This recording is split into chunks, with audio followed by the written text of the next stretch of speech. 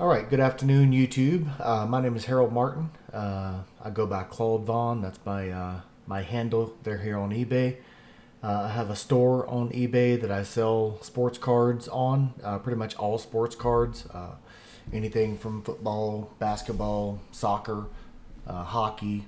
I mean, just anything, any kind of baseball cards. I've been collecting for a long time, for probably 3 decades, and I'm just at the point now where I'm starting to sell some of my own collection. So, and I'm always buying. So the things that don't go to my PC, I figured I'd go ahead and try my hand at selling things. I've been doing it here for probably about a couple of months now. I thought it was time to show a video to my clients, prospective clients, on how there's 2 or 3 types of boxes and packages that I ship out for the cards that I purchased in my eBay store. Today I wanted to make a video talking about my process for packing up and shipping cards that are under $20 in value and are not thick relic cards that would need to be shipped in a brown bubble mailer. But I wanted to show my process for that so that you see how the cards are going to arrive to you. Still secure, nicely packaged up, and get into you safe and sound, secure. So hopefully I want to get a video together so when you watch it, maybe give you some confidence that you know when you're buying through my store, my eBay store, which by the way should be, you can see it here up in the link, but it's ebay.com/str for store /Clauds Breaks.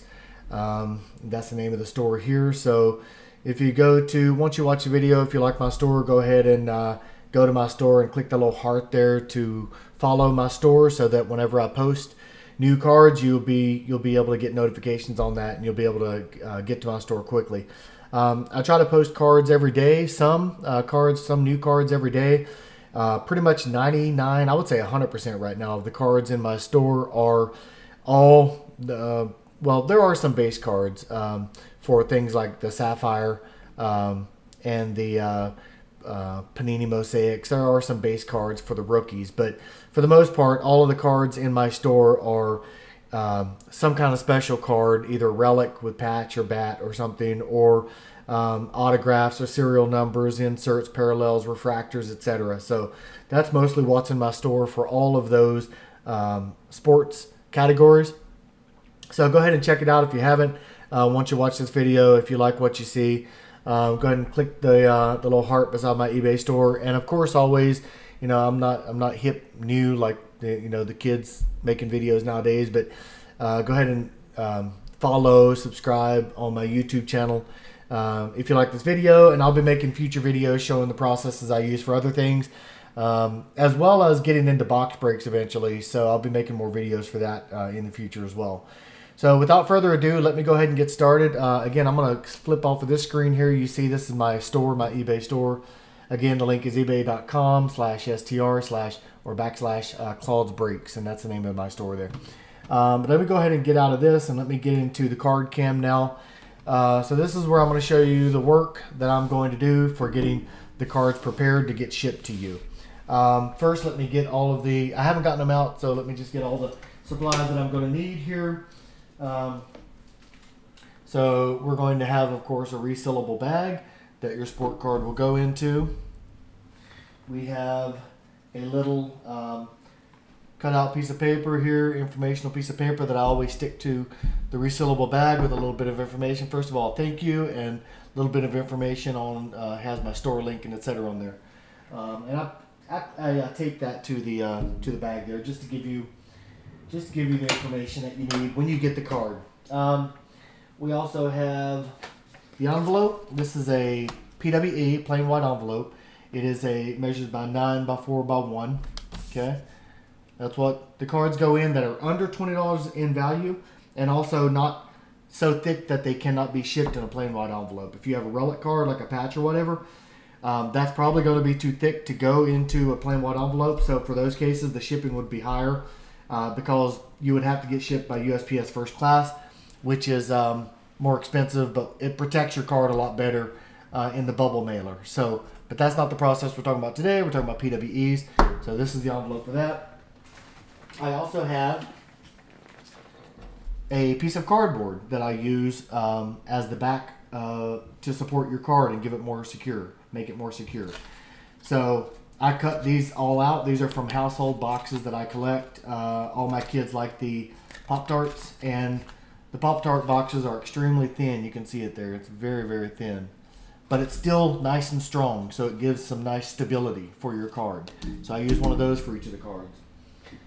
And I think that's about it. So I'll go ahead and start the process to show you what I do.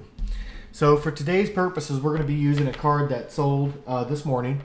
It's a Joe Montana card, and it's an insert parallel. It's a mini card, and it was already in its top loader and penny sleeve. But I'm going to take those out to show you what process I use from start to finish.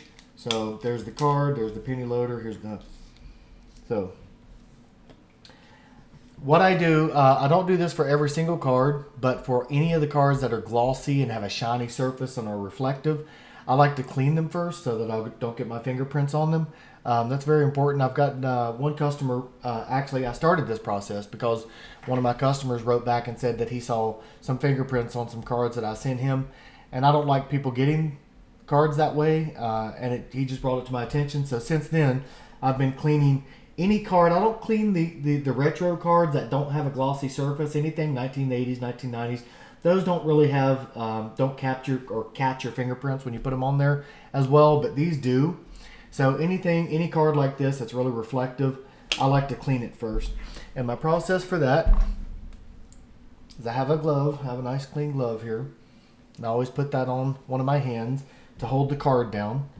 And then with the other hand, I will clean your card with the microcloth here, making sure that I only go in a single direction. So clean that nicely, flip it over, clean it nicely on this side. And that just removes all of the fingerprints. The back is not reflective, so I'm not going to worry about that. But yeah, just make sure the card is nice and clean so that I'm sending cards to my customers that don't have any fingerprints on them. That's important. So as I said, this is a mini card. So I have my top loader here, and I'm just going to slide that. Top loader. I have my penny sleeve here. I'm going to slide that into my penny sleeve. And once I have it in my penny sleeve, it's now protected. It's not going to get my fingerprints on it. So I'll take my glove off. Okay. So that process is done. So now it goes from the penny sleeve into the top loader. And every card that I ship comes with a top loader, a penny sleeve and a top loader. So now the card is nice, it's clean, and it's in a penny sleeve and a top loader. So now it's time to start getting it prepared for shipment. So the first thing I do is get a piece of painter's tape, right? Put that on the top here, flip it over, put it on the back. So now that card is protected from coming out of the top loader. A plea that I'll make with all of the other people shipping cards, if you're out there and you do ship cards and you have your own store, please use painter's tape. Don't use Scotch tape or duct tape or anything else. The reason for that is it leaves residue, and it pretty much just wastes the top loader. So painter's tape comes off very easily and it leaves no residue. So when people ship me cards, if they put Scotch tape or whatever on it, I pretty much have to take it out, throw it away, and get my own top loader and use that. To avoid that, use painter's tape. It's very easy to remove, and it leaves no residue. So if you don't do that, you should do that. I beg you to use that, especially if you're sending me cards, because I don't like getting cards with residue on the top loader, because I like to reuse my top loaders and save the money. So that's step number one. It's in a top loader. Well, it's in a penny. It was cleaned. It was in a penny sleeve. It's in a top loader, and now it's taped off so that the card can't fall out. Okay. So next step, put the piece of cardboard behind it. I like to put a piece of cardboard behind it, and that's going to give that card additional support, while also not being so thick that it will not process through the eBay standard envelope process. Right? It's less than 1/4 inch thick now, so it's going to have no problem going through the eBay standard envelope process. Okay. Once I have it in there, I put it into one of the resealable bags here. It's in there. Peel off that tape. Close it up. There we go. I have my nice little thank you note I always put here for every single card, just thanking you for your purchase, and again, providing you with my eBay store. If you go there to bookmark it and stay up to date with my cards as I post them, my sales. And you'll notice, one thing I noticed is that a lot of times air will get in here and it will puff up. The plastic here. I'm not sure if you can see it well, but some air is captured inside the envelope. And to get that out, I use a razor knife. And I don't cut into the card, just the plastic resealable bag. I put a little nick in the bag, and that lets that air escape from the bag so that it's nice and flat and it doesn't add to the thickness of the card. Okay. Once I do that, I have a piece of regular typing paper. And the reason I use this is I like to secure the card so that it's not, if I put it in the envelope just like this, right, it's going to be sliding all over the place, back and forth, back and forth, back and forth inside of there. It's not stable at all. And they might send this back to me because it's not uniform in size from start to finish. They don't like having, or it's against the rules to have it oblong or oddly shaped. It's got to kind of be the same dimensions, the same thickness all the way around, if at all possible. So to make that happen, or to get it as close as possible, and to secure the card better, I put this on a plain white piece of typing paper, and I get 2 pieces of duct tape, and not duct tape, painter's tape, and I'll show you here, just in one of my filing drawers. You see I cut a lot of, I pre-cut a lot of the painter's tape pieces. Makes it a lot quicker. A lot of people just rip their painter's tape, and they really use a lot more painter's tape that way.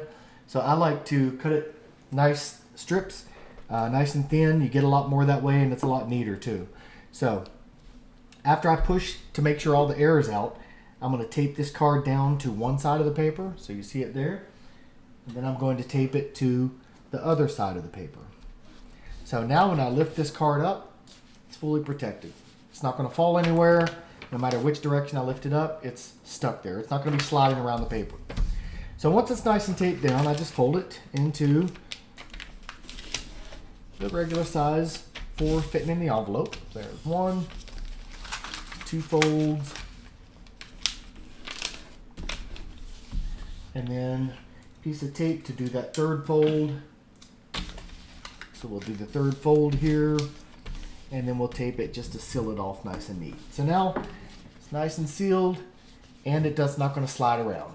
All right, it's going to stay right there where it is. Nice and secure. It's got a cardboard backing. It's got a top loader, so it's nice and protected. So now I have my standard envelope. I'm not going to show you this part, but I already have the label printed out, and it's on the other side of this is his address, the customer's address. I'm not going to show you that part, but I'm just going to peel this off and put it onto the envelope, and I will be back to you in a second. Let me just, there we go. So I'm just peeling off the label, adhesive backside.